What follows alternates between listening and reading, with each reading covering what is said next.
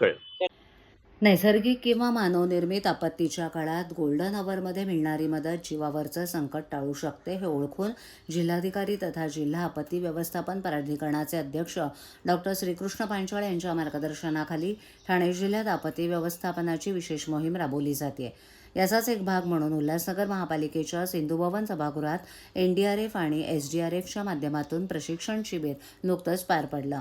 निवासी उपजिल्हाधिकारी तथा जिल्हा आपत्ती व्यवस्थापन प्राधिकरणाचे मुख्य कार्यकारी अधिकारी डॉक्टर संदीप माने यांच्या मार्गदर्शनाखाली आणि जिल्हा आपत्ती व्यवस्थापन अधिकारी डॉक्टर अनिता जवंजाळ यांच्या समन्वयातून या मोहिमेचं आयोजन करण्यात आले.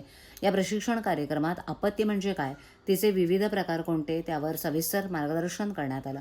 कोणत्याही आपत्तीच्या वेळेला घटनास्थळी उपस्थित असणाऱ्या प्रथम प्रतिसादक व्यक्तीची भूमिका अत्यंत महत्त्वाची असते. या पार्श्वभूमीवर या प्रशिक्षणात अपघाताच्या वेळेला जखमीला तातडीनं कशी मदत करावी, हृदयविकाराचा झटका किंवा श्वास थांबल्यास जीव कसा वाचवावा, रक्तस्राव रोखण्यासाठी विविध प्रकारचे बँडेज बांधण्याचं कौशल्य, घरातील टाकाऊ वस्तूंपासून आपत्कालीन सुरक्षा साधनं कशी बनवावीत आणि त्याचा वापर कसा करावा, या बाबींचं प्रत्यक्ष प्रात्यक्षिकांचं प्रशिक्षण देण्यात आलं.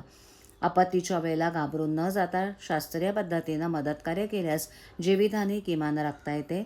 हे प्रशिक्षण प्रत्येक नागरिकाला सक्षम बनवण्यासाठी आयोजित करण्यात आलं आहे, असं जिल्हा प्रशासनानं कळवलं आहे.